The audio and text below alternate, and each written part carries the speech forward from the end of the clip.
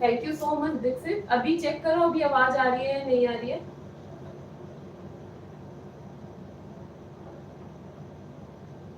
अभी आ रही है बेटा?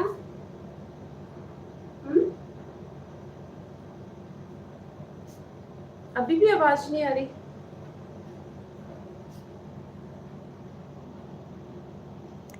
थैंक यू सो मच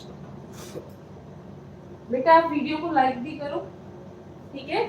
सबसे पहली डेफिनेशन लाइट चैप्टर है आपको, तो आपको पता होना चाहिए कि लाइट होती क्या है। लाइट क्या होती है बेटा? एक इनविजिबल एनर्जी होती है जिसकी वजह से हमारी आइज को क्या मिलता है? विजन मिलता है, ठीक है। तीन टाइप के मीडियम होते हैं, ट्रांसपेरेंट मीडियम, ट्रांसलूसेंट मीडियम और ओपेक मीडियम। ये हमें 10th क्लास के लिए इंपॉर्टेंट नहीं है, तो मैं इनकी डेफिनेशन आपको नहीं करा दूँ, ठीक है ना। जल्दी से लाइट चैप्टर की डेफिनेशन नोट डाउन करो।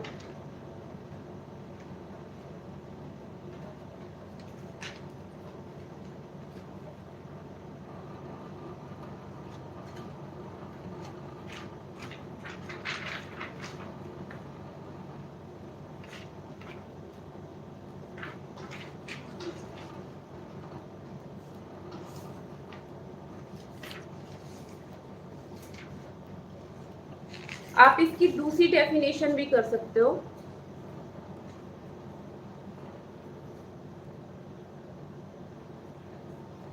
लाइट की आप दूसरी डेफिनेशन भी कर सकते हो।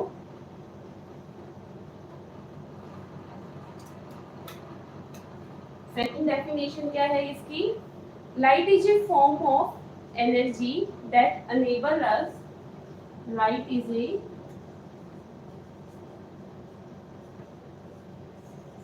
form of energy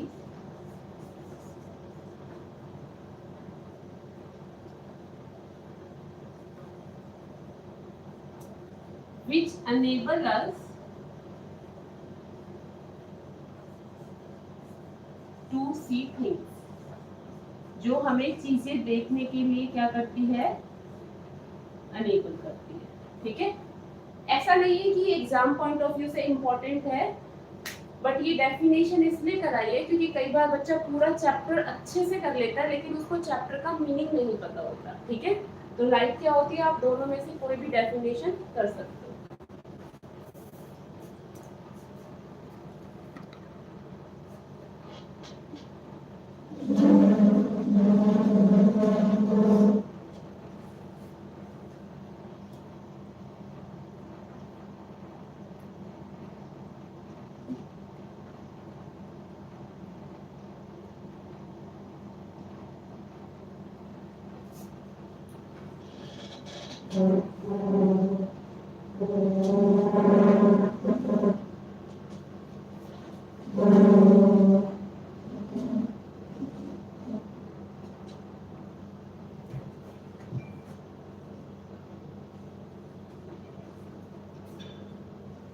ठीक है, आगे चले।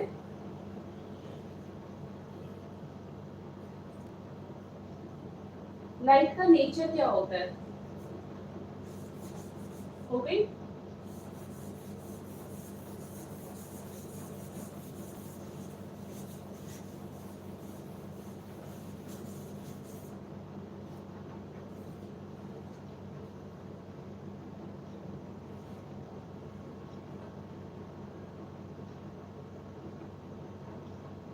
एनसीईआरटी से बेस्ट कुछ भी नहीं है दीक्षित।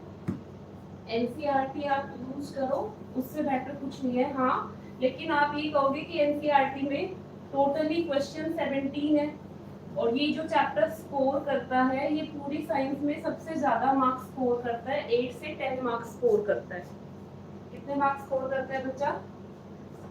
फिजिक्स, केमिस्ट्री और बायो में से सबसे ज्यादा यही चैप्टर आता है।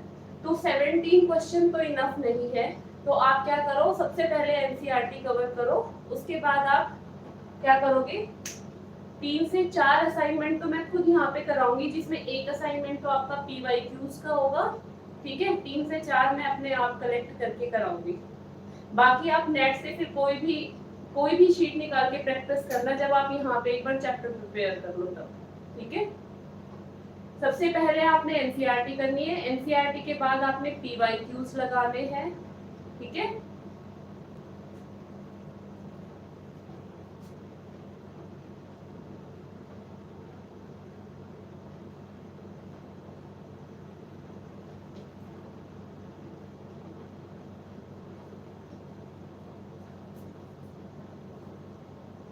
वैसे मैं 3 से 4 असाइनमेंट तो खुद भी कराऊंगी इसके।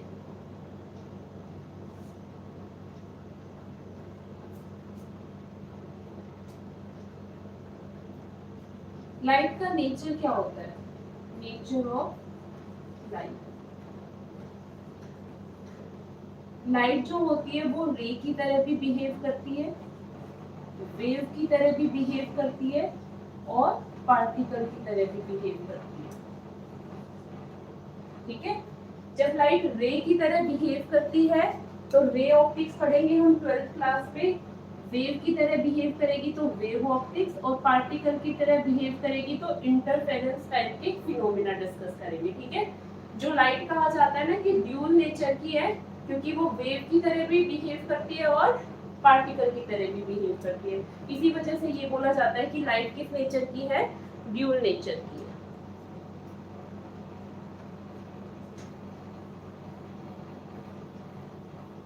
अब आता है हमारा नेक्स्ट टॉपिक, जो कि क्या है बेटा? Reflection of light. Reflection of light. Reflection of light होता है अगर एक स्मूथ सरफेस है हमारा, क्या है बेटा? एक प्लेन सरफेस है, ठीक है। ये मैंने किया है, इसका मतलब क्या है? ये पॉलिश है। ये सरफेस कैसा है आपका? पॉलिश सरफेस है।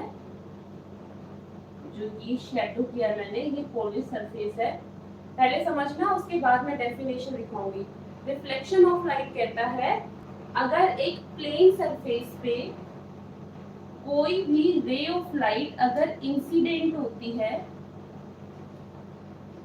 जो ये रे आती है उसको क्या बोलते हैं बेटा? Incident ray. जो रे किसी सोर्स से आती है उसको क्या बोलते हैं?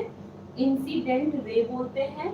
जिस पॉइंट पे टकराती है, इस पॉइंट पे टकराई ना, मिरर के इस पॉइंट पे टकराई, तो इसको क्या बोलेंगे?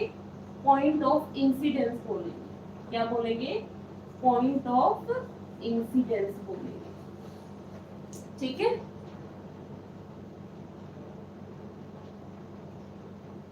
उसके बाद टकराने के बाद ये क्या कर जाएगी? इसी मीडियम में बाउंस बैक कर जाएगी।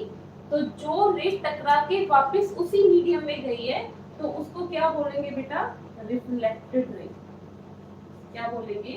Reflected ray. यहाँ तक क्लियर हुआ? अभी 3 चीजें देखो आप। रिफ्लेक्शन ऑफ लाइट में मैंने पहले समझना, कोई भी हमारे पास एक प्लेन सरफेस होगा। प्लेन सरफेस कैसा? स्मूथ सरफेस है ना, जो नीचे से क्या है? पॉलिश है, ऊपर से कैसा है? ग्लास टाइप है आपका, ठीक है।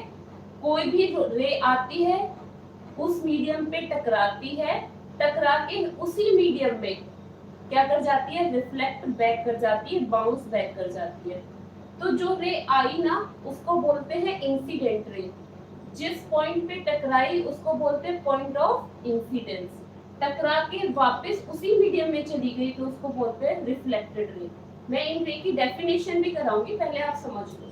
अब जो पॉइंट ऑफ इंसिडेंट है ना आपका, इसके जो परपेंडिकुलर होता है, पॉइंट ऑफ इंसिडेंट के जो परपेंडिकुलर होता है, इसको क्या बोला जाता है बेटा? नॉर्मल। क्या बोला जाता है? नॉर्मल बोला जाता है, ठीक है।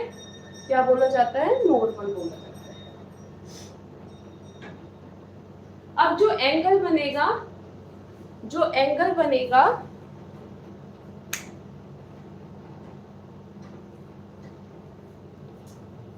जो एंगल बनेगा वो किस किस के बीच में बनेगा? किस किस के बीच में बनेगा? नॉर्मल और इंसिडेंट रे के बीच में जो एंगल बनेगा वो होगा एंगल ऑफ इंसिडेंस, ठीक है।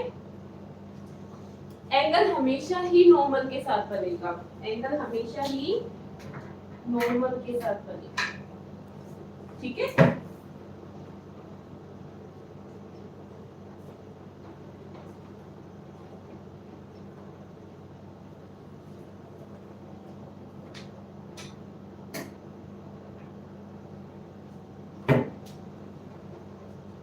नॉर्मल और रिफ्लेक्टेड रे के बीच में जो एंगल बनता है वो क्या है आपका रिफ्लेक्टेड रे। वो कैसा एंगल है बेटा आपका रिफ्लेक्टेड एंगल ऑफ रिफ्लेक्शन, ठीक है ना। फिर से देखो, स्मूथ सरफेस है आपका, इस पे कोई भी रे आती है, एक पॉइंट पे टकराती है और क्या हो जाती है, क्या हो जाती है बेटा, रिफ्लेक्ट हो जाती है, बाउंस बैक हो जाती है उसी मीडियम में, ठीक है। तो जो रे आ रही है उसको बोला जाता है इंसिडेंट रे, जिस पॉइंट पे टकरा रही है उसको बोला जाता है पॉइंट ऑफ इंसिडेंस, टकरा के उसी मीडियम में बाउंस बैक हो जाती है उस रे को कौन सा रे बोला जाता है, रिफ्लेक्टेड रे बोला जाता है। अब जो आपका ये पॉइंट ऑफ इंसिडेंस है ना, इसके जो परपेंडिकुलर होता है, पॉइंट ऑफ इंसिडेंट के जो परपेंडिकुलर है उसको बोला जाता है नॉर्मल। क्या बोला जाता है बेटा, नॉर्मल बोला जाता है, ठीक है। अब इंसिडेंट रे और नॉर्मल के बीच में जो एंगल बना, इंसिडेंट रे और नॉर्मल के बीच में जो एंगल बना उसको बोला जाएगा एंगल ऑफ इंसिडेंस। क्या बोला जाएगा बेटा, एंगल ऑफ इंसिडेंट। इसको किससे डिनोट करते हैं, आई से डिनोट करते हैं। किससे डिनोट करते हैं, स्मॉल आई से डिनोट करते हैं, क्लियर है। आगे नॉर्मल और रिफ्लेक्टेड रे के बीच में जो एंगल बनता है उसको बोला जाता है एंगल ऑफ रिफ्लेक्शन, ठीक है। उसको किससे डिनोट किया जाएगा बेटा, स्मॉल आर से डिनोट किया जाएगा, ठीक है।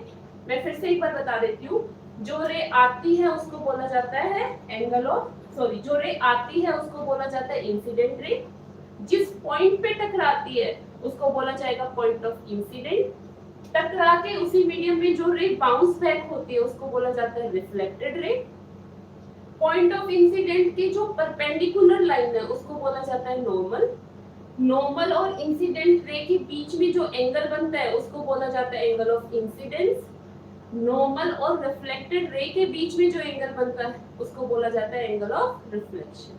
क्लियर है सारी टर्म, अभी मैं इसको थ्योरी वाइज में लिखाऊंगी, ठीक है। यहाँ तक कोई दिक्कत है तो बताओ। यहाँ पे आप मेंशन करोगे कि ये क्या है आपका एक स्मूथ सरफेस, क्या है बेटा, ये स्मूथ सरफेस है। इसका रीजन क्या है ये बताने का, क्योंकि जो रिफ्लेक्शन होते हैं ना वो फर्दर टू टाइप के होते हैं, एक होता है रेगुलर रिफ्लेक्शन, एक होता है इरेगुलर रिफ्लेक्शन। रेगुलर रिफ्लेक्शन में जो ये हमने सरफेस लिया है ये स्मूथ होता है, इरेगुलर रिफ्लेक्शन में ये जो सरफेस होता है वो रफ होता है। इस वजह से मैंने यहाँ पे क्या मेंशन किया है आपका स्मूथ सरफेस मेंशन किया है। यहाँ तक कोई दिक्कत है तो आप बताओ, यहाँ तक कोई दिक्कत है तो आप बताओ।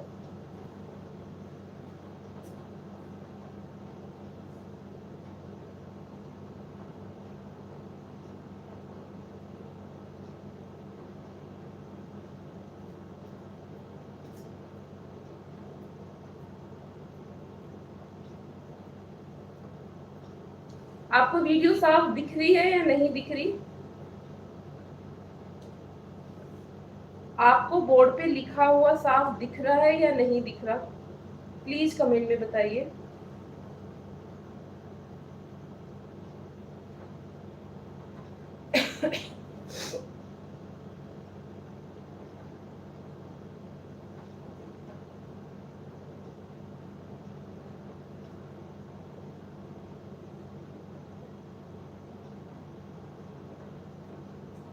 ये क्लियर हुआ? आगे चले। अभी जो भी हमने ओरली बोला है ना, ये इंसिडेंट रे है, इन सब की क्या करेंगे, डेफिनेशन। आप अपने नोट्स बना सकते हो अगर आप इंटरेस्टेड हो तो।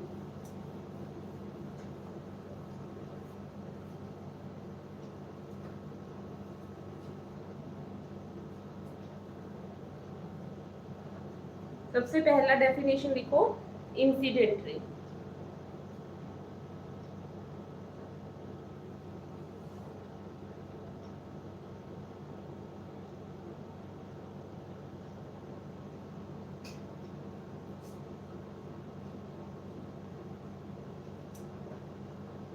Incident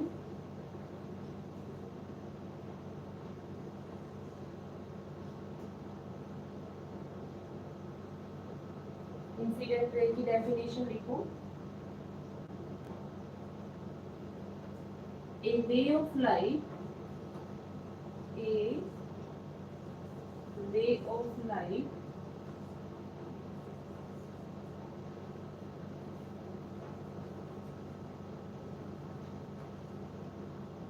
which is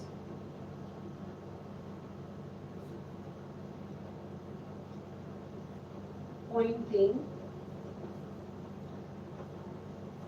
towards and striking the surface.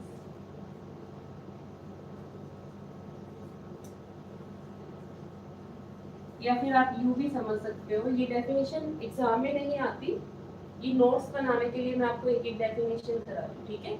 जो एग्जाम के पॉइंट ऑफ व्यू से इम्पोर्टेंट है मैं पहले ही आपको बता दूंगी, बट आपको अभी आपकी स्टार्टिंग है तो सारा चैप्टर आपको डिटेल से पढ़ना ही होगा, ठीक है ना।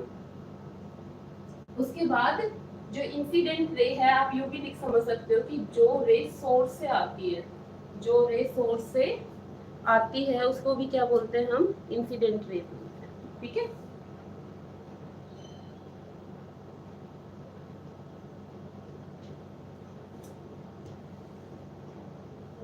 रिफ्लेक्टेड रे करो,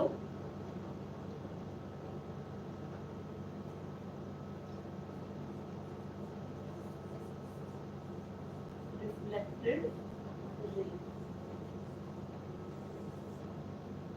द रे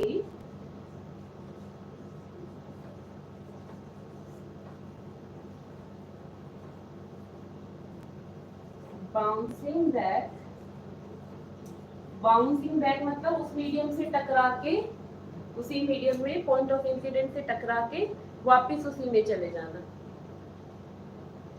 The ray bouncing back in the same medium, in the same medium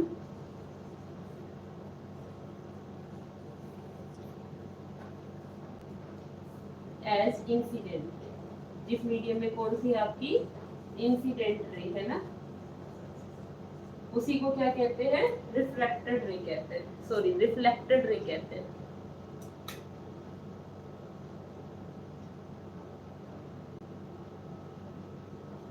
अब ये बाउंस बैक होके उस मीडियम में कैसे गई है, क्योंकि ये टकराई है आफ्टर स्ट्राइकिंग, किससे टकराई है, after striking the reflected surface.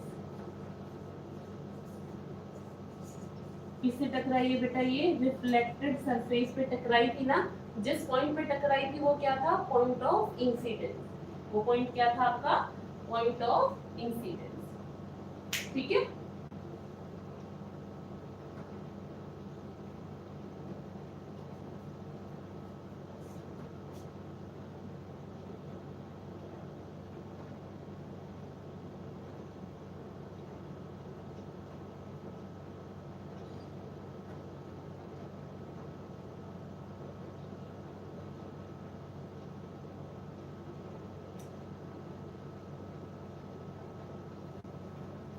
आगे एंगल ऑफ इंसिडेंस और angle of reflection,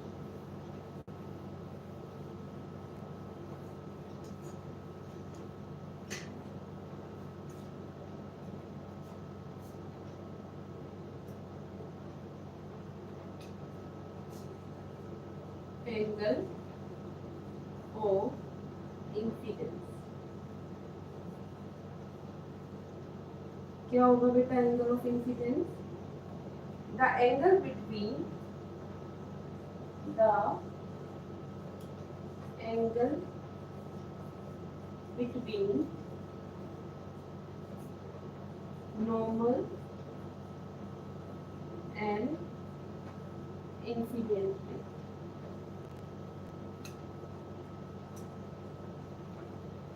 is known as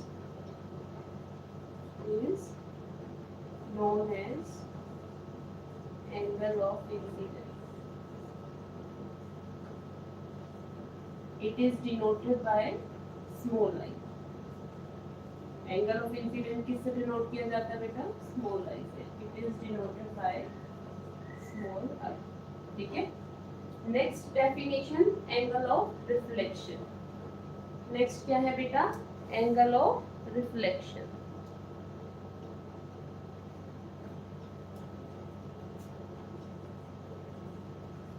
angle of reflection ये किससे डिनोट किया जाता है बेटा? Small R. ठीक है, तो आप क्या लिखोगे angle of reflection? The angle between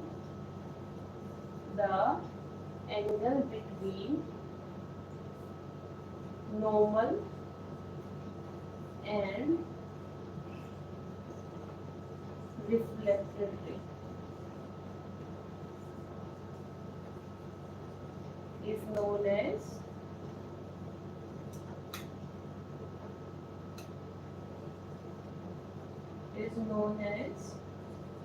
angle of reflection। ठीक है, क्या बताया बेटा? दो एंगल बनेंगे आपके, एंगल ऑफ इंसिडेंस और angle of reflection. Angle of incident, angle बनाने के लिए नॉर्मल तो कंपल्सरी है। नॉर्मल अगर इंसिडेंट के साथ एंगल बना रहा है तो वो एंगल ऑफ इंसिडेंस हो जाएगा। ऐसे ही था ना बेटा? ये हमारा क्या था? एक रिफ्लेक्टिंग सरफेस था। ये रे आपकी आई, टकरा के वापस चली गई। ये आपका क्या था? नॉर्मल था।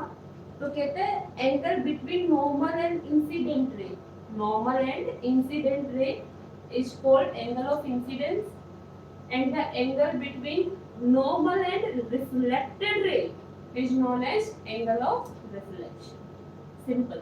कंपल्सरी क्या है? नॉर्मल है। नॉर्मल होगा तो ही एंगल बनेगा। ठीक है ना? फिनोमेना में क्वेश्चन थोड़ा मोल्ड भी करके देखता है, तो वो एंगल आपको हमेशा नॉर्मल के साथ ही बनाना है। तो अगर नॉर्मल के साथ एंगल इधर बन रहा है तो वो आई बन जाएगा, इधर मतलब इंसिडेंट रे के साथ। और नॉर्मल के साथ अगर एंगल कहाँ बन रहा है? कहाँ बन रहा है बेटा? रिफ्लेक्टेड रे के साथ बन रहा है, रिफ्लेक्टेड रे। और ये क्या है बेटा? आपकी इंसिडेंट रे। क्या है बेटा? Incident ray. ठीक है ना? तो यही मैंने दिखाया है। देखो, the angle between normal and incident रे, ये आपका नॉर्मल है, ये आपका क्या है बेटा? नॉर्मल। तो ये जो एंगल बन रहा है वो किस किस के बीच में बन रहा है? नॉर्मल एंड इंसिडेंट रे के बीच में बन रहा है। उसी को क्या बोलेंगे? एंगल ऑफ इंसिडेंस बोलेंगे। किससे डिनोट किया जाता है बेटा? स्मॉल आई से। किससे डिनोट किया जाता है? स्मॉल आई से। और एंगल ऑफ रिफ्लेक्शन क्या होगा बेटा? The angle between normal and reflected ray, the angle between normal and reflected रे is called angle of reflection, denoted by small r, denoted by small r। ठीक है, आगे चले। अब आगे आता है नॉर्मल क्या होता है। इंसिडेंट रे और रिफ्लेक्टेड तो कर ली, आगे आता है बेटा नॉर्मल क्या होता है।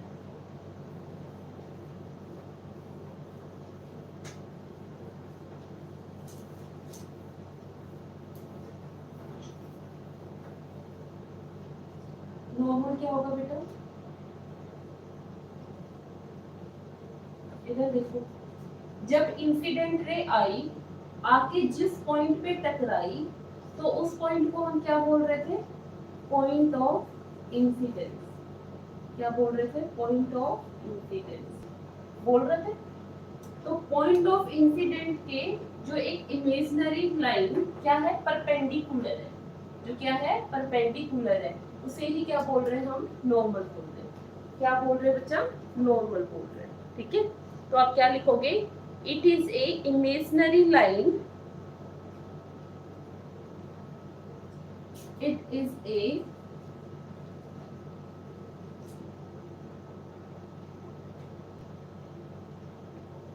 it is an imaginary line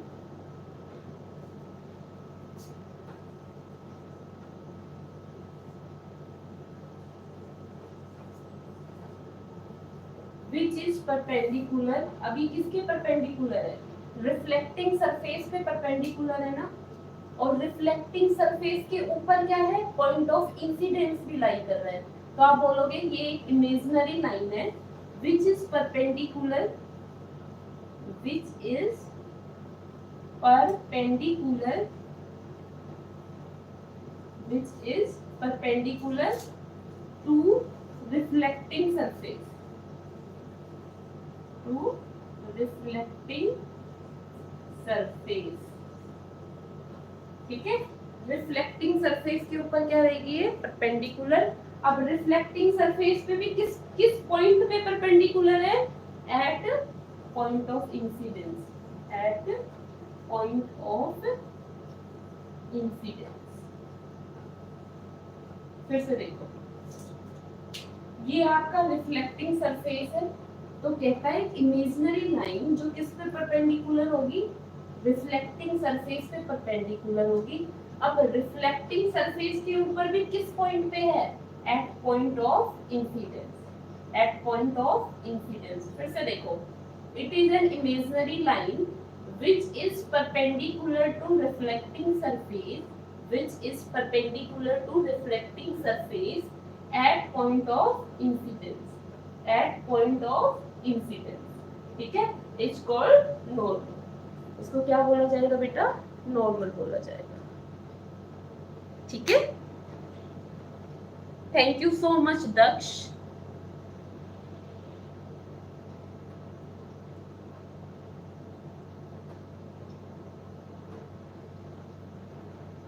आगे आता है जो आपका रिफ्लेक्शन है वो भी कितना होता है, 2 टाइप के होते हैं, ठीक है। यहाँ तक नोट डाउन हो गया।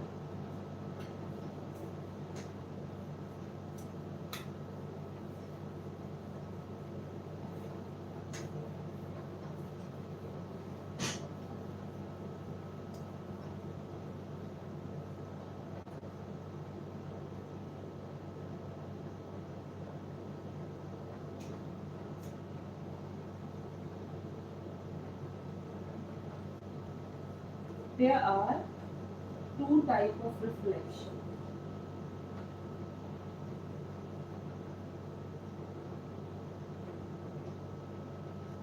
First one, regular reflection.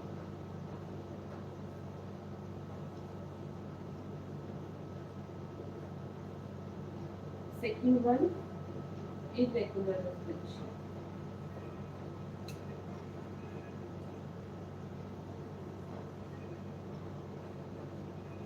Irregular reflection को डिफ्यूज रिफ्लेक्शन भी कहा जाता है।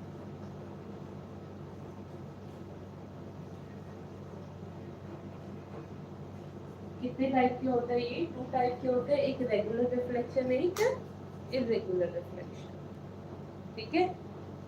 रेगुलर को क्या कहा जाता है, स्पेक्युलर, स्पेक्युलर रिफ्लेक्शन भी कहा जाता है।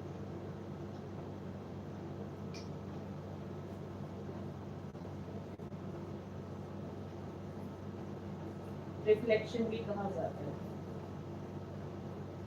स्पेक्युलर, ठीक है।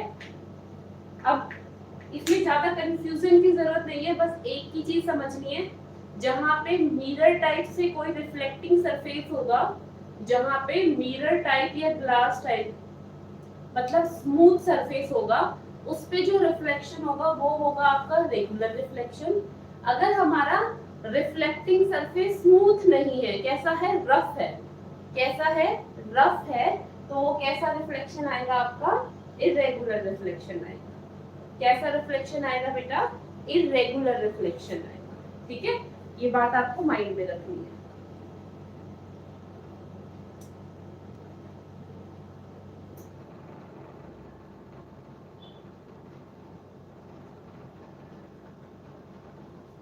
आप इसकी डेफिनेशन लिखोगे, रेगुलर की रेगुलर रिफ्लेक्शन की डेफिनेशन कराऊंगी और इरेगुलर की, यहाँ तक लिख लिया।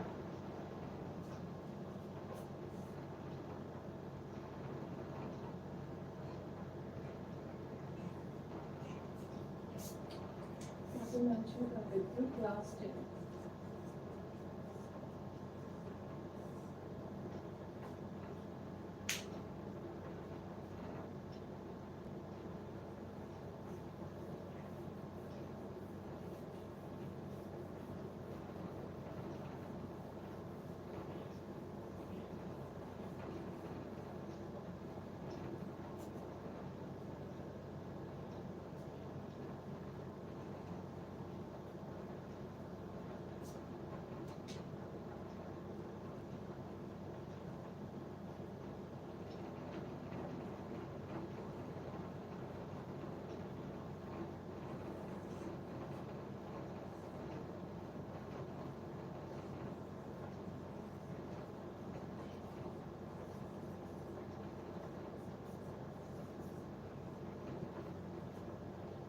रेगुलर रिफ्लेक्शन में लिखो बेटा mirror like reflection.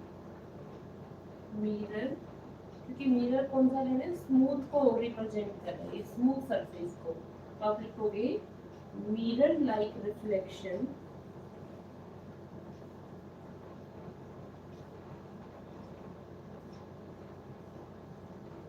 Is known as,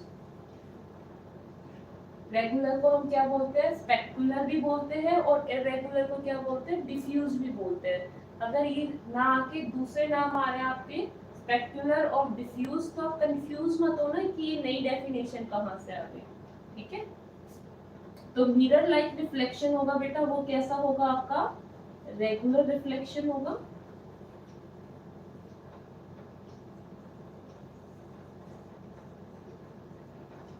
ठीक है, mirror like reflection is known as regular reflection. जैसे वाटर सरफेस है, हाईली पॉलिश फ्लोर है, वाटर सरफेस एग्जाम्पल है बताइए, हाईली पॉलिश फ्लोर, वो भी आपका किसका एग्जाम्पल है, रेगुलर रिफ्लेक्शन का एग्जाम्पल है, ठीक है।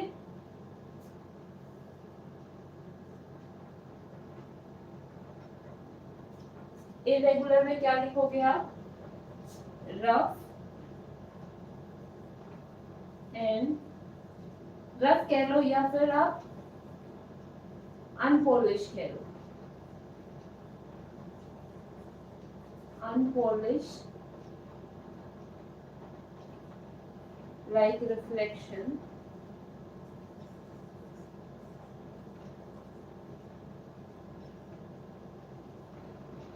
is known as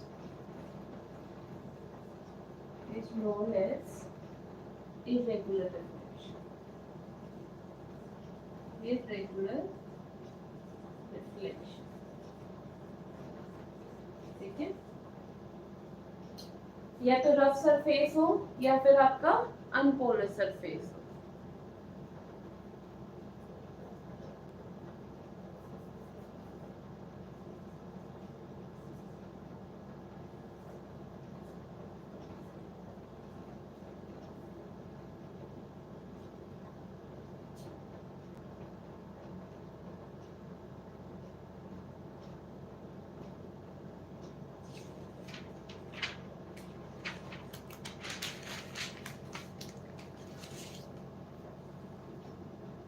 यहाँ तक क्लियर है, आगे चले। रेगुलर रिफ्लेक्शन क्या बताया बेटा, जो मिरर लाइक रिफ्लेक्शन होता है उसको रेगुलर रिफ्लेक्शन कहते हैं, इसका एग्जांपल भी लिखा है। और इरेगुलर रिफ्लेक्शन में आप रफ या अनपॉलिश सरफेस भी कह सकते हो, ठीक है। अगर उस पे हमारा क्या होगा, रिफ्लेक्शन होगा, तो वो क्या कहलाया जाता है, क्या कहलाया जाता है, वो इरेगुलर रिफ्लेक्शन या डिफ्यूज रिफ्लेक्शन। एक बार डायग्राम से वो समझेंगे ताकि माइंड में क्लियर हो।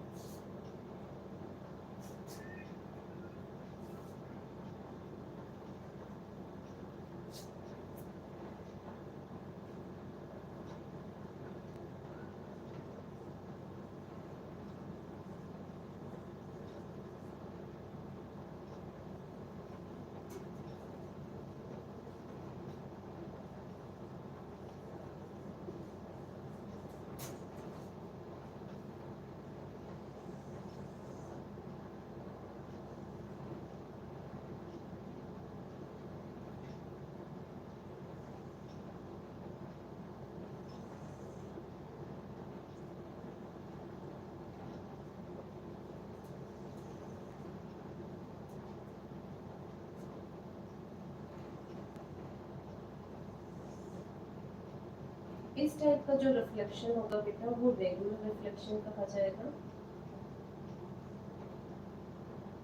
ये आपका क्या है, रिफ्लेक्टिंग सरफेस।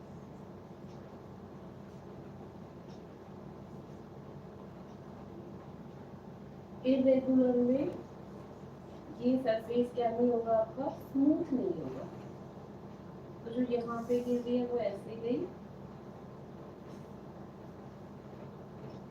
जो यहाँ पे गिर रही है वो कुछ ऐसे जाएगी, और जो यहाँ पे गिर रही है वो ऐसे। तो आप भी देख पा रहे हो जो पैटर्न है, आपको ऐसा स्केल का यूज करना है। जो पैटर्न है ना वो स्मूथ नहीं है। ये कैसा पैटर्न है, एक सिस्टमेटिक पैटर्न है, एक ऑर्डर्ड पैटर्न है, जो कि क्या कहते हैं, मिरर लाइक रिफ्लेक्शन जो आपके होते हैं वो इसी टाइप के होते हैं। स्मूथ सरफेस जहाँ पे होगा उस टाइप का जो रिफ्लेक्शन का पैटर्न आता है वो इसी तरह का आता है, उसको बोला जाता है रेगुलर रिफ्लेक्शन। ठीक है। इरेगुलर में क्या आएगा बेटा, जो आपका ये जो सरफेस है वो कैसा सरफेस है, ये रफ सरफेस है। कैसा सरफेस है, ये रफ सरफेस है। तो रफ सरफेस है, इसी वजह से जो पैटर्न है वो कैसा मिला है आपको, स्मूथ नहीं मिला है ना, डिसऑर्डर्ड मिला है। तो इस वजह से इसको क्या बोला गया है, इरेगुलर रिफ्लेक्शन बोला गया है। क्या बोला गया बेटा, इरेगुलर रिफ्लेक्शन बोला गया है।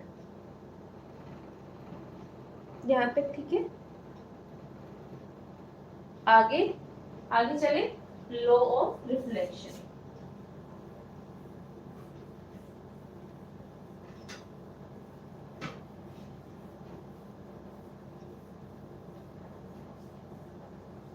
नेक्स्ट लिखो, लॉ ऑफ रिफ्लेक्शन।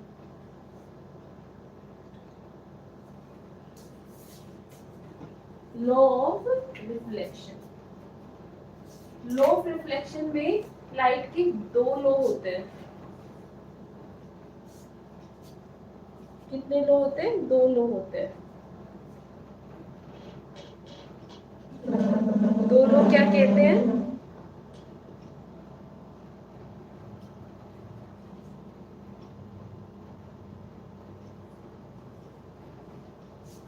फर्स्ट जो लो होता है वो क्या कहते हैं,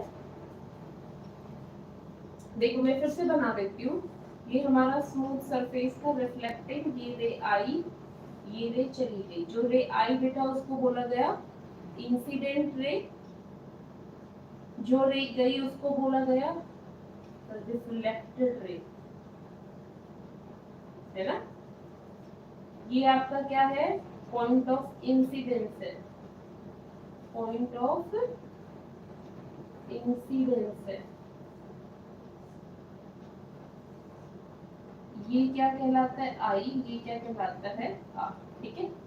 तो जो आपका फर्स्ट लॉ है वो कहता है incident ray, normal and reflected ray तीनों किस में होंगे, एक ही प्लेन में होंगे। इधर सॉरी, इधर क्या है आपका वाई एक्सिस है, इधर क्या है आपका एक्स एक्सिस है। तो तीनों ही क्या है आपके एक ही प्लेन में लाई कर रहे हैं। तो फर्स्ट लॉ लिखोगे, द इंसिडेंट रे, reflected ray and normal all lies in a same plane,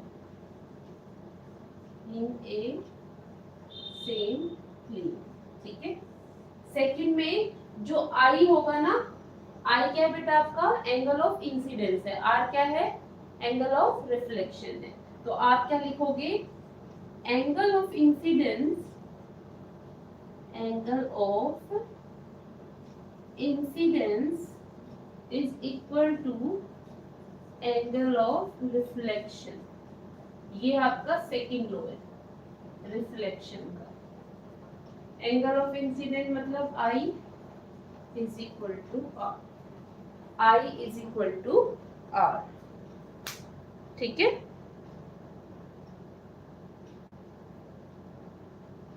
I is equal to are.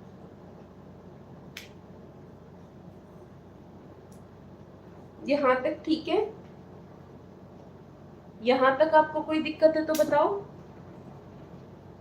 Next जो हमारा क्वेश्चन बनता है ना, वो क्वेश्चन मोस्टली कहाँ से बनता है, मतलब आता है, चाहे ये आने की पॉसिबिलिटी रहती है कि जो एक प्लेन मिरर है ना, प्लेन मिरर की कैरेक्टरिस्टिक क्या क्या होती है?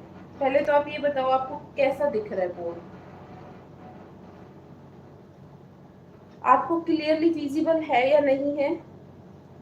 प्लीज कमेंट करके बताइए। आपको बोर्ड पे लिखा हुआ साफ दिख रहा है या नहीं दिख रहा?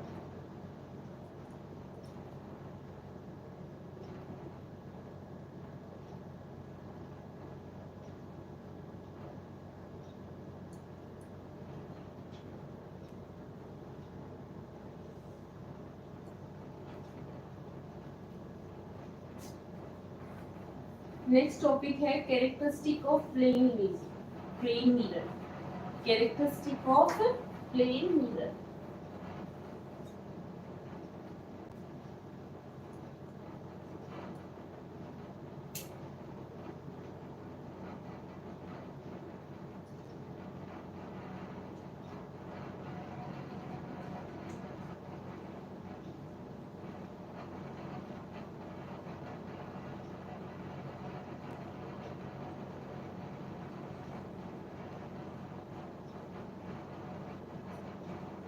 मतलब क्या है कि प्लेन मिरर में जो इमेज बनती है ना, प्लेन मिरर में जो इमेज बनेगी वो कैसी कैसी बनेगी, ठीक है?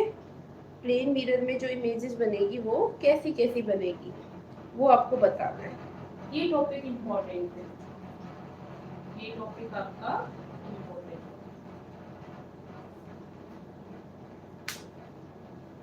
कैसी इमेजेस बनेगी बताओ?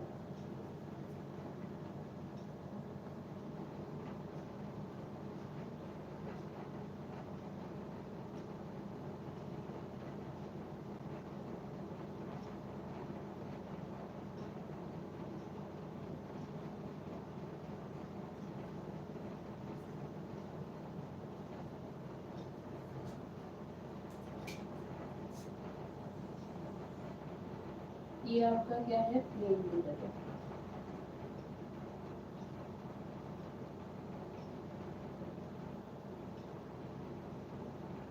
अगर प्लेन मिरर के सामने 5 मीटर पे कोई ऑब्जेक्ट है तो जो इमेज की डिस्टेंस होगी ना वो भी कितनी होगी?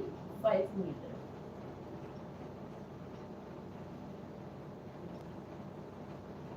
ठीक है?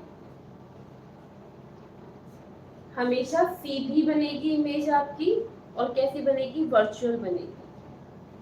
अगर मेरी हाइट जितनी है, एक ऑब्जेक्ट की हाइट जितनी है, मेरी इमेज की हाइट भी उतनी होगी।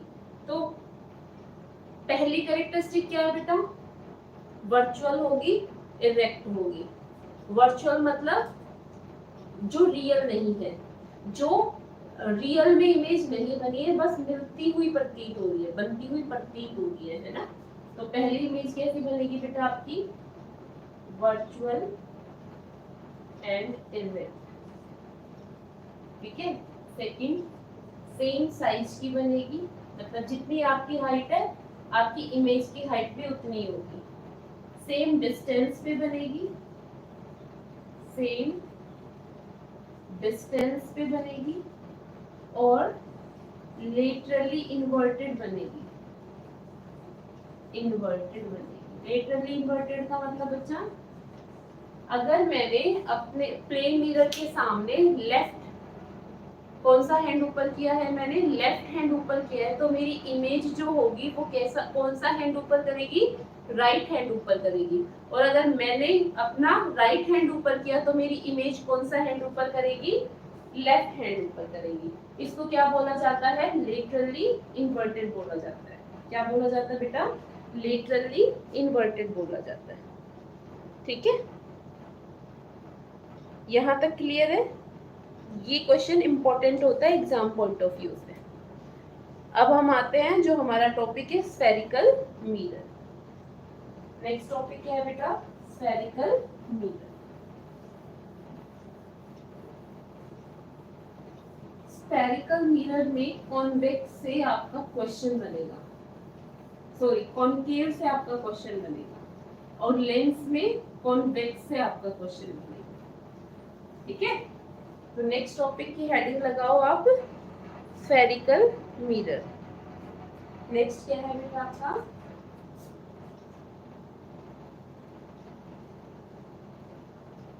Spherical mirror.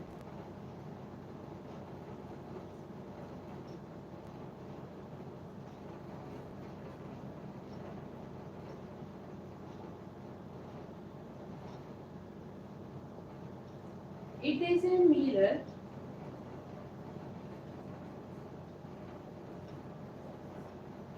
it is a mirror with a polished reflecting surface with a polished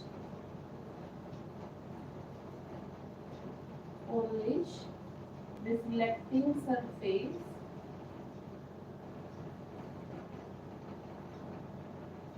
ठीक है।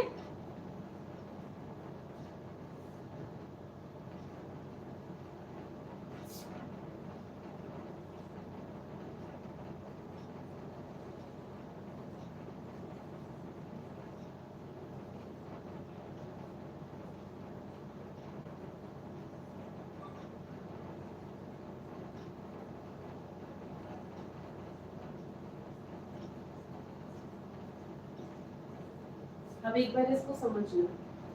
कहता है जो स्फेरिकल मिरर होगा वो इस टाइप का मिरर होगा, वो पॉलिश भी होगा, वो कैसा होगा पॉलिश भी होगा और रिफ्लेक्टिंग सरफेस। मतलब अगर हमारे पास एक मिरर है, अगर हमारे पास ऐसा एक मिरर है तो एक हिस्सा तो उसका रिफ्लेक्टिंग सरफेस होगा, दूसरा हिस्सा उसका पॉलिश होगा। एक हिस्सा उसका रिफ्लेक्टिंग सरफेस होगा, दूसरा हिस्सा उसका पॉलिश सरफेस होगा। It is a mirror with a polished reflecting surface that is a part of holosphere। जैसे ये हमारा क्या है एक होलोस्फीयर है, ठीक है, होलोस्फीयर है। अब कहता है होलोस्फीयर का एक पार्ट लेना है। मैंने कौन सा पार्ट ले लिया, ये वाला पार्ट ले लिया। मैंने कौन सा पार्ट ले लिया, ये वाला पार्ट ले लिया। अब इस वाले पार्ट में भी क्या करना है मुझे, एक हिस्सा तो क्या बनाना है बेटा पॉलिश बनाना है।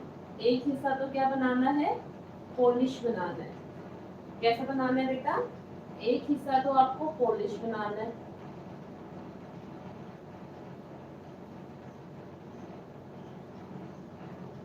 जो अंदर वाला हिस्सा है ये कैसा रखना है, रखना क्या होता ही है रिफ्लेक्टिंग सरफेस, मतलब लाइट आएगी और अंदर वाले हिस्से पे रिफ्लेक्टिंग वाले सरफेस पे गिरेगी और टकरा के उसी मीडियम में क्या चली जाएगी बेटा वापस चली जाएगी। अब हो सकता है ये जो आपका स्फीयर है ये ग्लास का भी हो सकता है, वो किसका प्लास्टिक का भी हो सकता है ना, हाई क्वालिटी का, जो कि कैसे बिहेव करे एज ए मिरर बिहेव करे। ठीक है, फिर से देखो कहता है एक मिरर जो कि पॉलिश भी होगा, रिफ्लेक्टिंग सरफेस भी होगा, और ये किसका पार्ट होगा एक होलोस्फीयर का। तो मैंने आपको होलोस्फीयर बना के दिखाया। होलोस्फीयर का मैंने सिर्फ एक हिस्सा रख लिया, उसको एक साइड तो मैंने पॉलिश कर दिया और दूसरा वाला साइड क्या रखा है बेटा रिफ्लेक्टिंग सरफेस रखा है। क्या रखा है उसका रिफ्लेक्टिंग सरफेस रखा है। ठीक है, जिस साइड रिफ्लेक्टिंग सरफेस होगा उसी साइड क्या होगा आपका इमेजेस बनेंगी, उसी साइड आपकी क्या बनेगी इमेजेस बनेगी। ठीक है,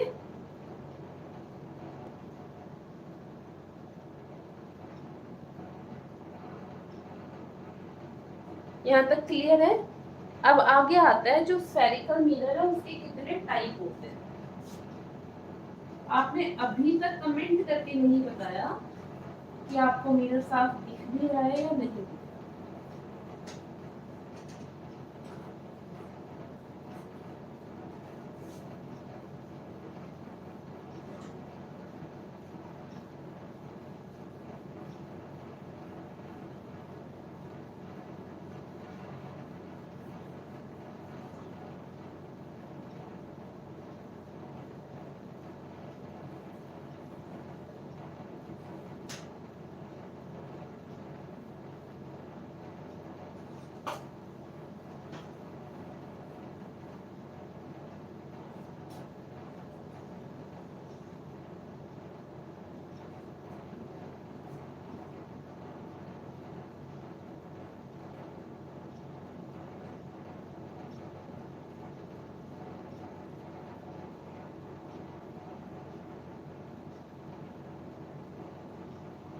नेक्स्ट लिखो बेटा टाइप ऑफ स्फेरिकल मिरर,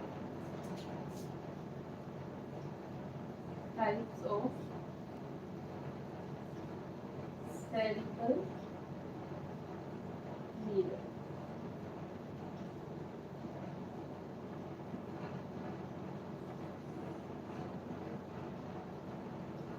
एक होता है कॉन्केव मिरर,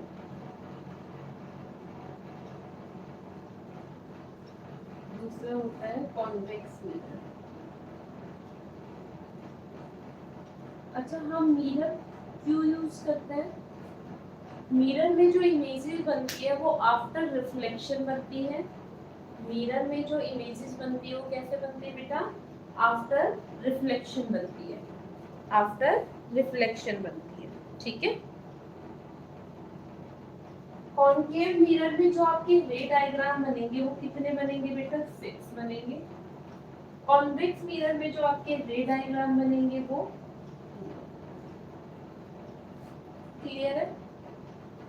कॉन्केव मिरर को कन्वर्जिंग मिरर कहा जाता है, कॉन्वेक्स मिरर को, और सॉरी कॉन्केव मिरर को कन्वर्जिंग मिरर कहा जाता है। कन्वर्जिंग मतलब सारी रे आ रही है उसको एक पॉइंट पे इकट्ठा कर लेना, कन्वर्जिंग मिरर। और कॉन्वेक्स मिरर को क्या कहा जाता है? Diverging mirror.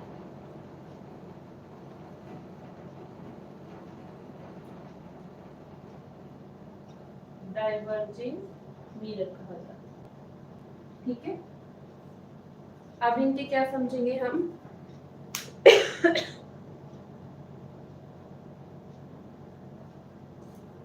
Spherical mirror, it is a mirror. It is a mirror with a polished and reflecting surface that is a part of holosphere. That is a part of holosphere. Glass और plastic, उसको क्या कहते हैं बेटा? Spherical mirror कहते हैं। Spherical mirror is two type, first one is concave mirror, second one is concave, first one is concave mirror, second one is convex mirror. Concave mirror के 6 क्या बनेंगे? आपके रे डायग्राम बनेंगे। यहाँ से एग्जाम में क्वेश्चन आता है आपका। रे डायग्राम अगर आप समझोगे तो आपको सारी साइन कन्वेंशन ये सब जो न्यूमेरिकल है उनका जो डीपली कॉन्सेप्ट है वो समझ आएगा। ठीक है। और जो कॉन्वेक्स मिरर है उसके कितने रे डायग्राम होंगे बेटा? 2 रे डायग्राम होंगे। ठीक है। हमने पूरे चैप्टर में सबसे पहले क्या किया, मैं एक बार रिवाइज करा देती हूँ आपको। सबसे पहले हमने लाइट पढ़ी थी बेटा। लाइट क्या होती है हमारी? लाइट होती है एक एनर्जी होती है जिसकी वजह से हम क्या कर पाते हैं? चीजों को देख पाते हैं। एक एनर्जी होती है, लाइट क्या होती है? एक एनर्जी होती है जिसकी वजह से हम क्या कर पाते हैं? चीजों को देख पाते हैं, है ना? वो क्या होती है? हमारी लाइट होती है। इतना क्लियर है? उसके बाद हमने क्या पढ़ा था? उसके बाद हमने क्या पढ़ा था बेटा? लाइट की हमने 1-2 डेफिनेशन करी थी, आप कोई भी कर सकते हो क्योंकि कई बार बच्चा पूरा चैप्टर कर लेता है और जब रिवीजन टाइम होता है ना, जब कुछ कोई वाइवा वगैरह होता है और फिर उसमें पूछा जाता है अच्छा कौन सा चैप्टर अच्छे से आता है, तो हो सकता है कुछ बच्चों को ये चैप्टर, जिसको न्यूमेरिकल अच्छे लगते हो उसको ये चैप्टर अच्छे से आता होगा, तो वो कहेगा लाइट चैप्टर अच्छे से आता है। फिर उसे पूछा जाता है कि व्हाट इज लाइट, तो वो यही स्टक हो जाएगा। तो आपको अगर आपके चैप्टर का नाम है तो आपको वो पता होना चाहिए कि उसका मतलब क्या है। लाइट क्या होती है बेटा? एक इनविजिबल एनर्जी होती है जिसकी वजह से हमें क्या होता है? हम अनेबल होते हैं चीजों को देखने के लिए। ठीक है ना? उसके बाद हमने क्या पढ़ा था? उसके बाद हमने पढ़ा था कि रिफ्लेक्शन ऑफ लाइट क्या होता है। रिफ्लेक्शन ऑफ लाइट क्या होता है? रिफ्लेक्शन ऑफ लाइट क्या होता है? मैंने इसकी डेफिनेशन शायद नहीं कराई ना? हाँ, बस मैंने एक्सप्लेन कर दिया, अभी कराऊंगी।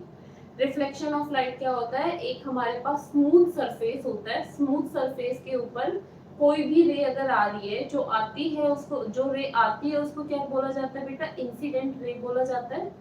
स्मूथ सरफेस पे टकरा के जब वापस जाती है उसी मीडियम में, उसको बोला जाता है reflected ray. when a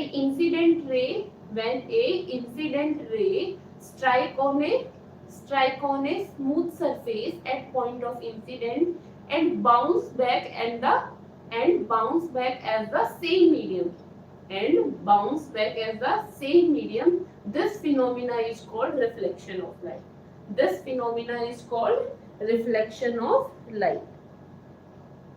this phenomena is called reflection of light. ठीक है, उसके बाद हमने क्या पढ़ा, उसके बाद क्या पढ़ा बेटा हमने कि इंसिडेंट रे क्या होती है। इंसिडेंट रे जो सोर्स से आती है उसको इंसिडेंट रे कहते हैं। जो जो पॉइंट जो रिफ्लेक्टिंग सरफेस पे टकरा के उसी मीडियम में बाउंस बैक हो जाती है उसको रिफ्लेक्टेड रे कहा जाता है। नॉर्मल क्या होता है बेटा, नॉर्मल होता है एक इमेजिनरी लाइन होती है। नॉर्मल क्या होता है बेटा, एक इमेजिनरी लाइन होती है जो कि किस पे परपेंडिकुलर होती है, पॉइंट ऑफ, जो किस पे परपेंडिकुलर होती है, रिफ्लेक्टिंग सरफेस के ऊपर परपेंडिकुलर होती है। अब रिफ्लेक्टिंग सरफेस भी किस पे परपेंडिकुलर होती है, at point of incident. the imaginary line the imaginary line which is perpendicular to the reflecting surface which is perpendicular to the reflecting surface at point of incident is called normal। ठीक है ना, ये चीजें तीनों term clear हो गई। उसके बाद जो रिफ्लेक्शन होता है वो कितने टाइप का होता है बेटा, टू टाइप का होता है। First one is regular reflection, second one is irregular reflection. Regular reflection का जो दूसरा नाम है वो स्पेक्युलर रिफ्लेक्शन होता है, और इरेगुलर रिफ्लेक्शन का जो दूसरा नाम होता है वो डिफ्यूज रिफ्लेक्शन होता है। ठीक है, रेगुलर में जो आपका पैटर्न बनेगा वो कैसा बनेगा, ऑर्डर्ड बनेगा, सिस्टमैटिक बनेगा, क्योंकि उसमें जो रिफ्लेक्टिंग सरफेस होता है ना वो कैसा होता है, ग्लास टाइप रिफ्लेक्शन होता है। मतलब जो रिफ्लेक्टिंग सरफेस होगा वो स्मूथ होगा। स्मूथ होगा तो रे जिस हिसाब से आती है, जिस एंगल पे आएगी उसी एंगल पे क्या हो जाएगी, रिफ्लेक्ट हो जाएगी, है ना। कितनी भी रे आ रही है सेम एंगल पे रिफ्लेक्ट हो रही है, तो जो पैटर्न दिखेगा वो कैसा दिखेगा, एक ऑर्डर्ड और सिस्टमैटिक पैटर्न दिखेगा। बट यही चीज जब इरेगुलर में होती है ना बेटा, इरेगुलर में क्या होता है, जब सरफेस ही आपका कैसा हो गया, रफ हो गया, जब सरफेस ही आपका कैसा हो गया, रफ हो गया, तो जो आपका पैटर्न होगा वो कैसा बनेगा, डिफ्यूज होगा। सॉरी, जो आपका पैटर्न होगा वो कैसा होगा, इरेगुलर पैटर्न मिलेगा। इसी वजह से इसको क्या कहा जाता है, इरेगुलर, क्या कहा जाता है, इरेगुलर रिफ्लेक्शन कहा जाता है। ठीक है, उसके बाद हमने क्या पढ़ा, लॉ ऑफ रिफ्लेक्शन पढ़े बेटा। दो लॉ होते हैं आपके। पहला लॉ क्या कहता है, the incident ray, normal and reflected ray. The incident ray, normal and reflected ray, तीनों क्या होंगे आपके, all lie in same plane, all lie in same plane, है ना। तीनों क्या होंगे आपके, सेम प्लेन में हो गया। और सेकंड क्या होगा आपका, I is equal to R, I is equal to R, है ना। Angle of incident is equal to angle of reflection, angle of incident is equal to angle of reflection.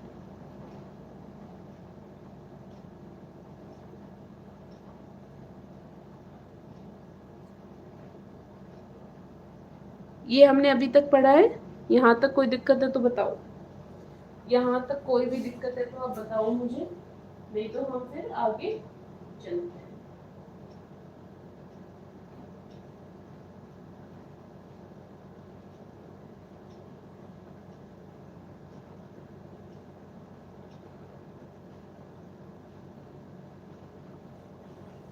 ठीक है, spherical mirror क्या बताया बेटा, it is a mirror, it is a mirror with a polished and reflecting surface that is a part of a hollow sphere, glass or plastic. Spherical mirror is two type, first one is concave mirror, second one is convex mirror. concave mirror को हम converging mirror भी कहते हैं, और convex mirror को हम diverging mirror भी कहते हैं। मिरर का यूज इसलिए किया जाता है क्योंकि मिरर में जो इमेजेस बनती है वो आफ्टर रिफ्लेक्शन बनती है। मिरर में जो इमेजेस बनेगी वो कैसे बनेगी बेटा, आफ्टर रिफ्लेक्शन बनेगी। कैसे बनेगी, आफ्टर रिफ्लेक्शन बनेगी।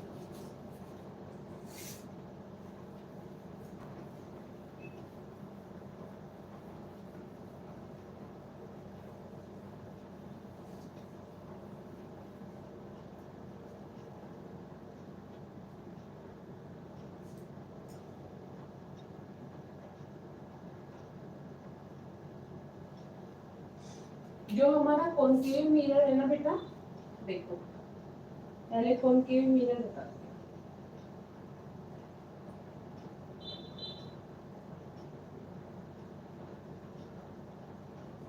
कॉनकेव मिरर क्या होता है, जिसमें जो पॉलिश सरफेस है ना वो तो होता है बाहर की साइड, ये क्या है, पॉलिश सरफेस है।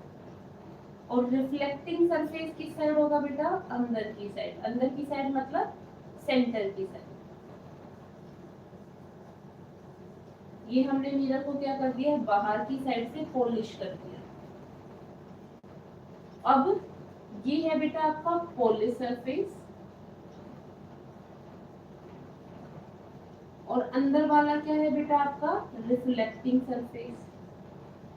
मतलब रिफ्लेक्शन का जो फिनोमिना होगा वो अंदर की साइड होगा, रिफ्लेक्टेड सरफेस।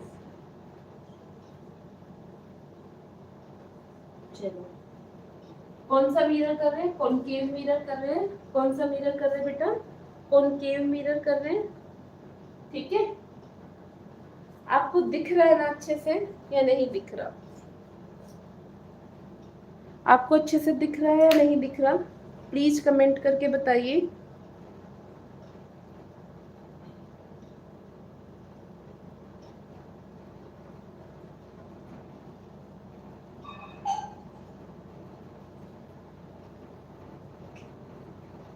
जो बेटा आपका ये मिरर होता है ना, मिरर का जो मिड पॉइंट होता है, मिरर का जो मिड पॉइंट होता है उसको क्या कहा जाता है, पोल कहा जाता है।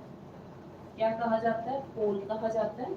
उसको किससे डिनोट किया जाता है, पी से डिनोट किया जाता है। ठीक है, चलो क्योंकि हमें पता है जो मिरर होते हैं ना वो किसका हिस्सा होता है, एक स्फेरिकल, एक स्फेरिकल होलोस्फीयर का हिस्सा होता है। भाई जो हमारा कॉनकेव मिरर है, कॉन्वेक्स मिरर है, किसका हिस्सा है, एक होलोस्फीयर का ही तो है, उसी का ही तो एक टुकड़ा लिया है हमने। तो मैं इमेजिनरी आपको ये बता सकती हूँ ना ये किसका है हिस्सा, एक होलोस्फीयर का हिस्सा है। तो इसका जो सेट, भाई अगर हमारे पास स्फीयर है तो उसका सेंटर भी तो होगा ना बेटा, क्या होगा बेटा, सेंटर भी होगा। इस वजह से यहाँ पे क्या लिखा जाता है, सेंटर ऑफ कर्वेचर लिखा जाता है। क्या लिखा जाता है बेटा, सेंटर ऑफ कर्वेचर भी लिखा जाता है। ठीक है, क्या लिखा जाएगा बेटा, सेंटर ऑफ कर्वेचर लिखा जाएगा। ठीक है, अब हमें ये चीज तो पता ही है कि सेंटर ऑफ कर्वेचर और सर्कमफेरेंस कि किसी भी पॉइंट के बीच की दूरी को क्या कहा जाता है, रेडियस। क्या कहा जाता है, रेडियस। क्या कहा जाता है, radius, that is denoted by small r। सी को क्या कहा जाएगा बेटा, centre of curvature. Centre of curvature क्या कहा जाएगा बेटा, सेंटर ऑफ कर्वेचर। ठीक है, अब सेंटर ऑफ कर्वेचर और पोल के बीच में मिड में एक पॉइंट होगा जिसका क्या कहा जाता है, प्रिंसिपल फोकस कहा जाता है। That is denoted by capital F, that is denoted by capital F. ठीक है, ये बिल्कुल इसके मिड में होगा। किसके मिड में बेटा, सी और पी के बीच में जो पॉइंट होगा वो क्या होगा आपका, प्रिंसिपल फोकस।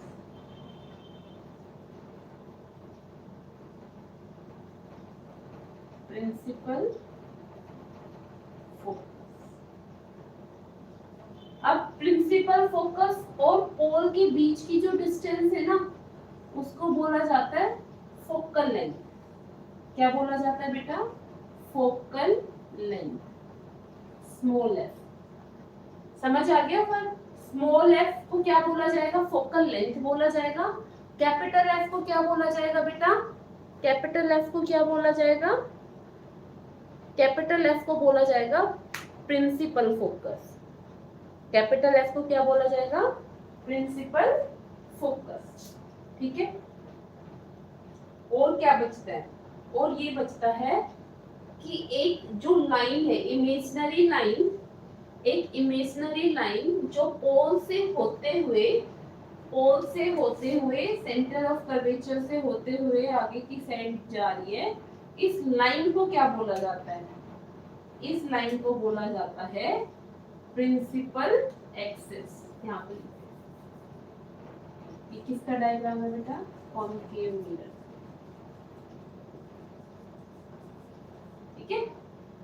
जो ये लाइन कहलाई जाती है ना आपकी, ये लाइन कौन सी है बेटा, प्रिंसिपल एक्सिस।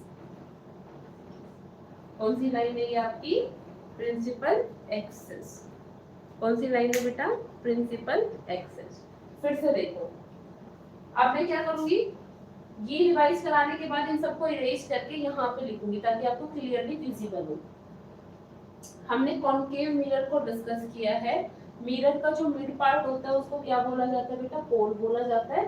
पोल किससे डिनोट किया जाता है, कैपिटल पी से, कैपिटल पी से। जो सेंटर होगा उसको सेंटर ऑफ कर्वेचर बोला जाएगा। किसका सेंटर बेटा, होलोस्फीयर का centre.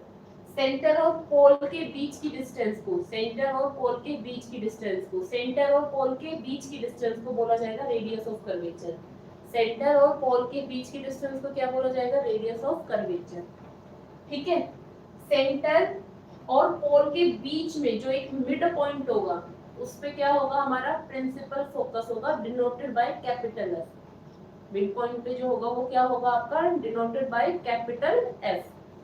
The distance between capital F and pole, the distance between capital F and pole is known as small f. That is focal length. That is focal length. फिर से सुन लो, capital F होता है बेटा principal focus और small f क्या होता है बेटा, फोकल लेंथ। कैपिटल F क्या होता है, प्रिंसिपल फोकस होता है और स्मॉल f क्या होता है, फोकल लेंथ होता है। क्लियर है ना। अब देखो, इतनी फोकल लेंथ इधर है क्योंकि ये मिड पॉइंट है ना, इतनी इधर है। इसका मतलब क्या हुआ, जब हम दो फोकल लेंथ को ऐड कर देंगे, फोकल लेंथ का ट्वाइस कर देंगे, फोकल लेंथ का ट्वाइस कर देंगे तो हमें क्या मिल जाएगी, रेडियस ऑफ कर्वेचर मिल जाएगी। क्या मिल जाएगी बेटा, रेडियस ऑफ कर्वेचर मिल जाएगी। क्या मिल जाएगी बेटा, रेडियस ऑफ कर्वेचर मिल जाएगी। ठीक है, अब मैं फिर से एक बार ये डायग्राम बनाती हूँ।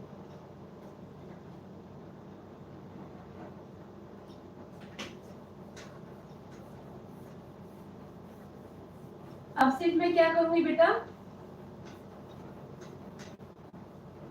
मैं सिर्फ लेबलिंग करूंगी।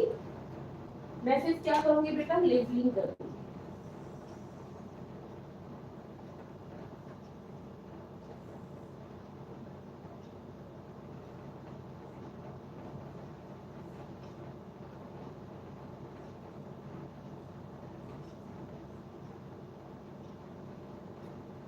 ठीक है, अब आप बताओ, P किसको डिनोट करता है बेटा, पोल को।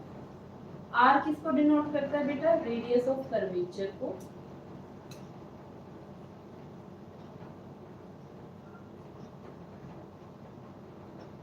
कैपिटल F किसको डिनोट करता है बेटा, प्रिंसिपल फोकस को।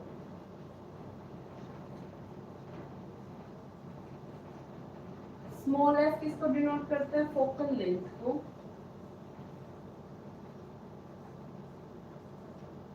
C किसको डिनोट करता है बेटा, सेंटर ऑफ कर्वेचर को।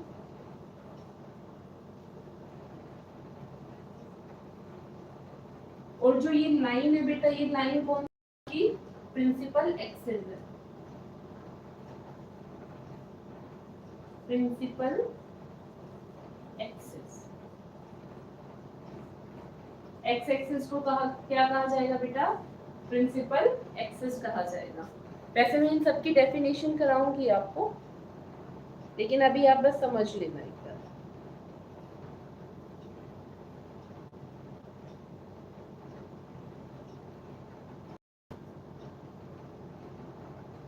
नमस्ते विक्रम जी।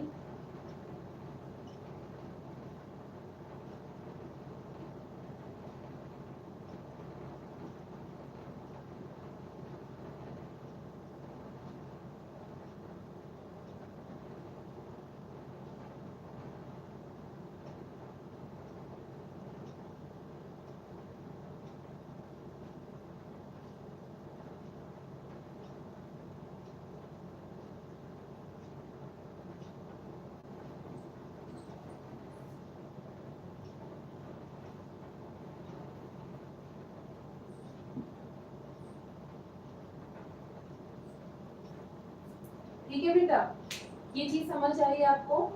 कॉनकेव मिरर में हम ऐसे नहीं बना सकते, या तो आप उसको पॉलिश करोगे या आपको ऐसे दिखाना पड़ेगा। इसका मतलब क्या है बेटा, हमने जो बाहर वाला सरफेस है वो क्या कर दिया बेटा, बाहर वाला सरफेस क्या कर दिया बाबू, बाहर वाला सरफेस कर दिया हमने पॉलिश। क्या कर दिया बेटा, पॉलिश सरफेस कर दिया। और अंदर वाला क्या है बेटा, रिफ्लेक्टिंग सरफेस, रिफ्लेक्टिंग सरफेस। अब जो साइन कन्वेंशन यूज होगी, अब जो क्या होगा बेटा, साइन कन्वेंशन यूज होगी, वो मैं एक बार बता देती हूँ ताकि आपको ये पता रहे कि ये साइन पॉजिटिव और नेगेटिव क्यों लिए गए हैं।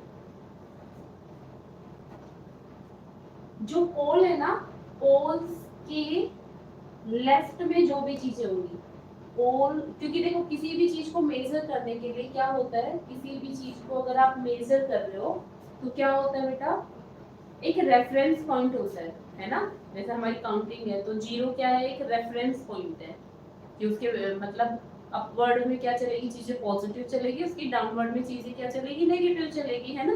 तो यहाँ पे भी जो एक रेफरेंस पॉइंट है वो क्या है, हमारा पोल है। क्या है वो, पोल है।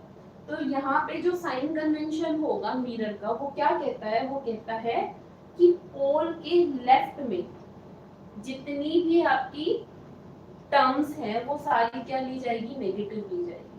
पोल के लेफ्ट में जितनी भी टर्म्स है वो क्या ली जाएगी बेटा, सारी नेगेटिव ली जाएगी।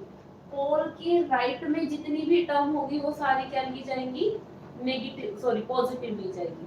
पोल के लेफ्ट में नेगेटिव, पोल के राइट में पॉजिटिव, प्रिंसिपल एक्सिस के अपवर्ड में पॉजिटिव, प्रिंसिपल एक्सिस के डाउनवर्ड में नेगेटिव। फिर से देखो, पोल के लेफ्ट में, पोल के लेफ्ट में सारी चीजें क्या ली जाएगी बेटा, नेगेटिव। पोल के राइट में सारी टर्म्स क्या ली जाएगी, पॉजिटिव। प्रिंसिपल एक्सिस के अपवर्ड डायरेक्शन में सारी चीजें क्या ली जाएगी बेटा, सारी चीजें क्या ली जाएंगी, पॉजिटिव। और प्रिंसिपल एक्सिस के डाउनवर्ड डायरेक्शन में सारी चीजें क्या ली जाएगी, नेगेटिव। ठीक है, यहां तक क्लियर है, यहां तक समझ आया।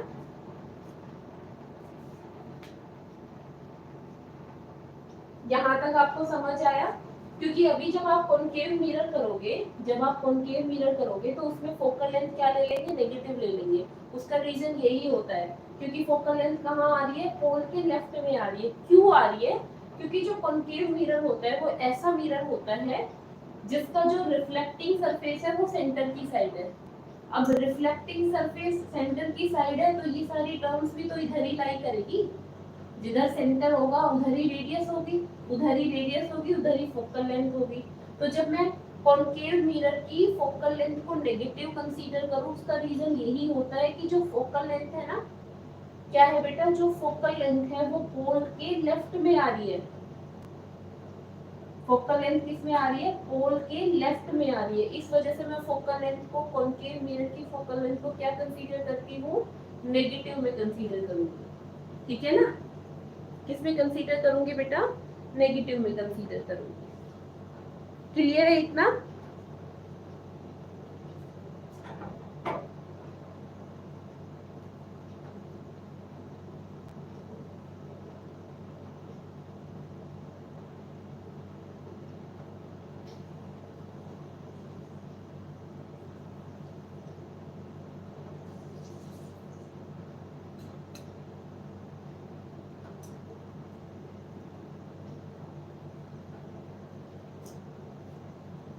यहाँ तक समझ आया,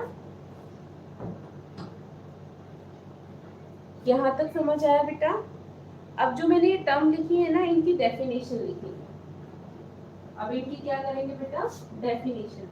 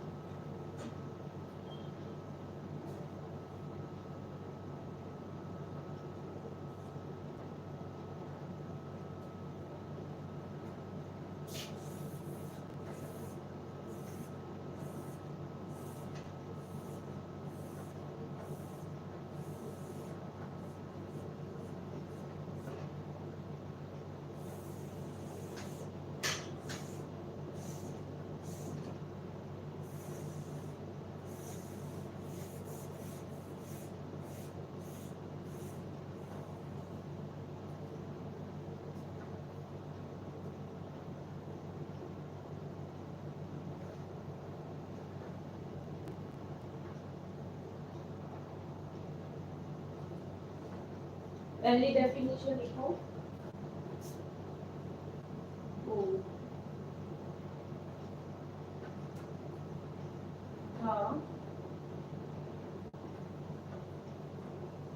midpoint of a mirror.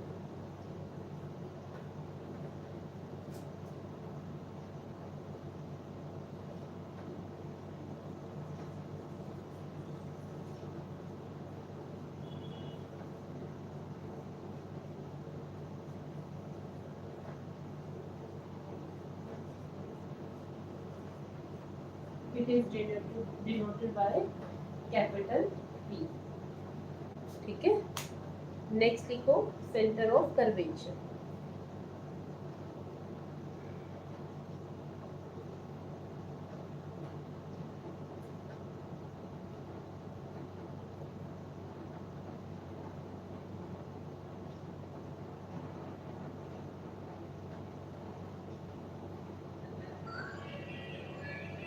Centre of curvature.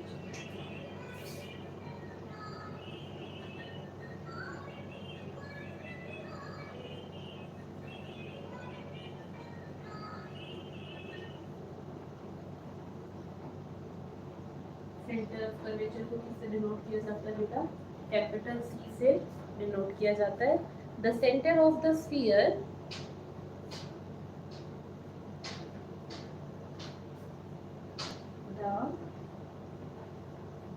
center of the sphere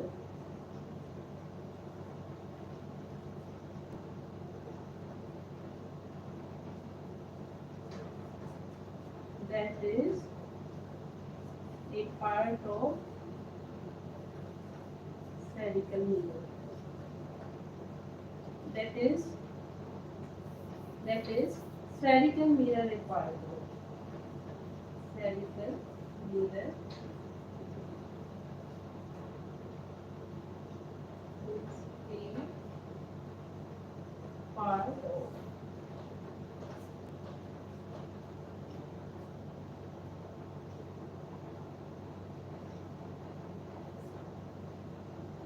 कर लो होल्स कर लो margin part. It is denoted by capital C. किससे डिनोट किया जाता है बेटा? इसको कैपिटल सी से डिनोट किया जाता है. ठीक है,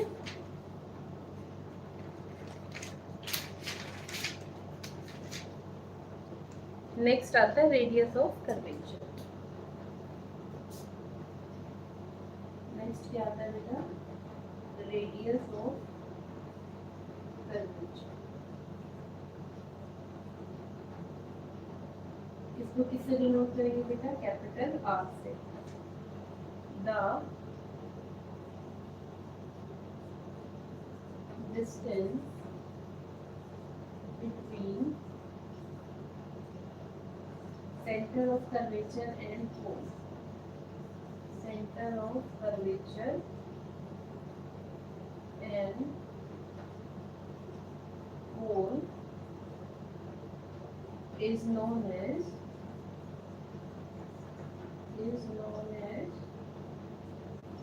radius of curvature.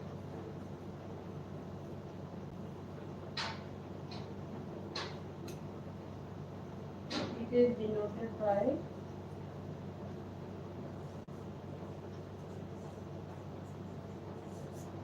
capital R.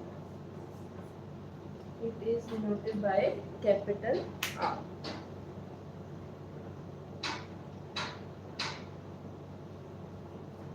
क्या किया बेटा? हमने 3 डेफिनेशन किए. पहला पोल क्या होता है? जो मिरर होता है, भले ही वो कॉनकेव मिरर हो या कॉन्वेक्स मिरर हो, उसका जो क्या होता है? सेंटर होता है. उसका जो क्या होता है? सेंटर.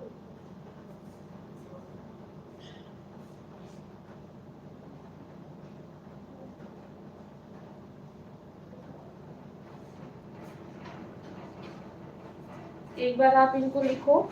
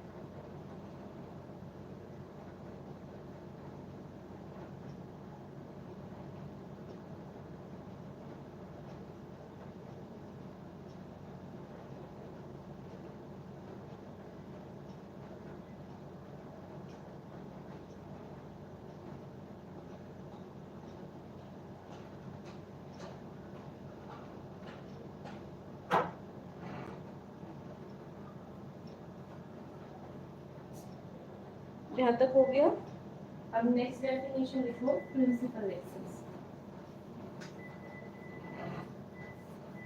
नेक्स्ट डेफिनेशन क्या है बेटा, principal.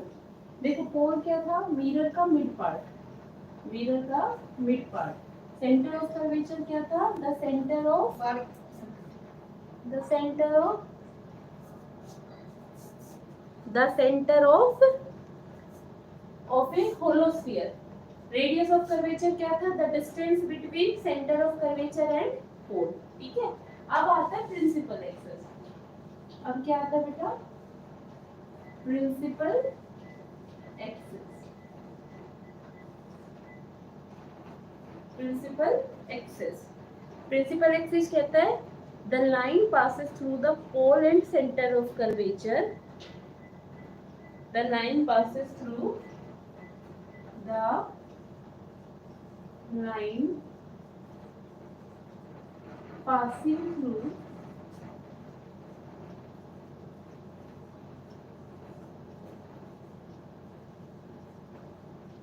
the center of curvature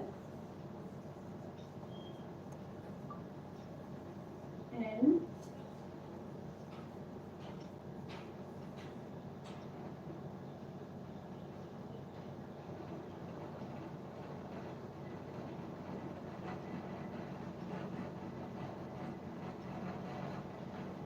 is known as, is the main principal axis, is the main। अभी आपके जो रूल फॉर्मेशन वगैरह है ना, सब बार बार मैं प्रिंसिपल एक्सिस बोलूंगी। ये आपका क्या है बेटा, कॉनकेव मिरर है, mid part of a mirror is known as pole. अब जो लाइन पोल से होती हुई सेंटर ऑफ कर्वेचर को पास करती हुई जाती है, इसी लाइन को क्या कहा जाता है, प्रिंसिपल एक्सिस। क्या कहा जाता है बेटा, प्रिंसिपल एक्सिस कहा जाता है। ठीक है, नोट डाउन करो, नोट डाउन करो बेटा।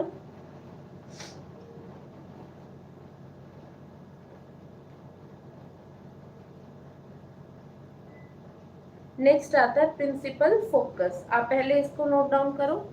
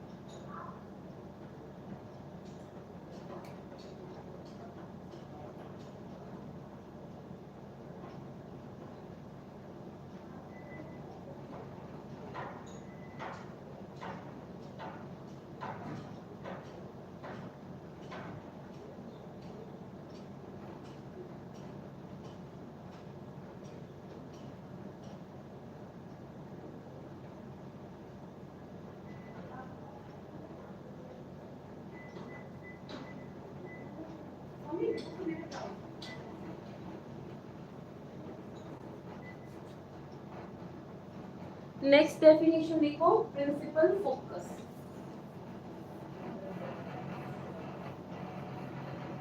क्या है बेटा? Principal focus. प्रिंसिपल फोकस को किससे डिनोट करते हैं बेटा? कैपिटल एफ से डिनोट करते हैं।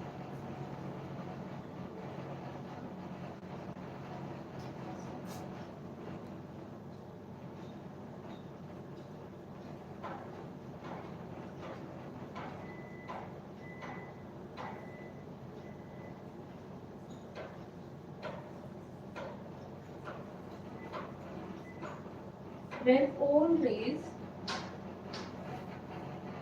parallel to principal axis, parallel to principal axis,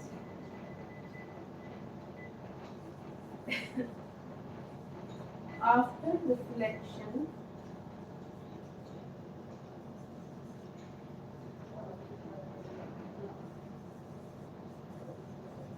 all rays passing through a point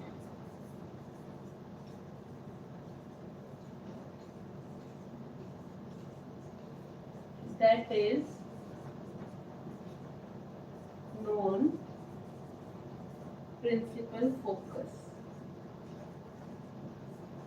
principal focus मतलब बेटा, ये आपका कॉनकेव मिरर है, ये आपका पोल है, ये आपका पोलर सरफेस है, अंदर रिफ्लेक्टिंग सरफेस है।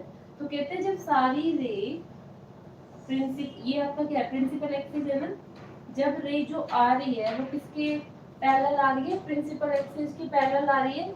अब ये रिफ्लेक्टिंग सरफेस है ना, रिफ्लेक्ट होके इस पॉइंट से निकली, रिफ्लेक्ट होके इस पॉइंट से निकली, तो रिफ्लेक्ट होके जिस पॉइंट से पास करती है ना, उसी को क्या कहते हैं? हम प्रिंसिपल फोकस कहते हैं। क्या कहते हैं बेटा? प्रिंसिपल फोकस कहते हैं। क्या कहते हैं बेटा? प्रिंसिपल फोकस कहते हैं। ठीक है। नेक्स्ट है आपका फोकल लेंथ। नेक्स्ट क्या है बेटा आपका? Focal length.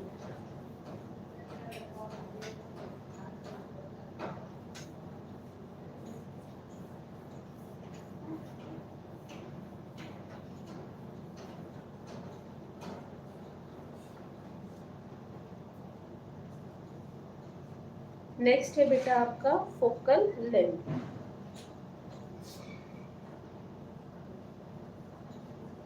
फोकल लेंथ को किससे डिनोट करते हो बेटा? स्मॉल एफ से डिनोट करते हो। The distance between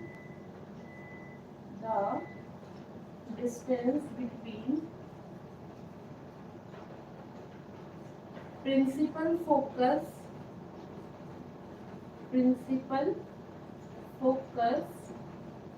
and pole is known as focal length.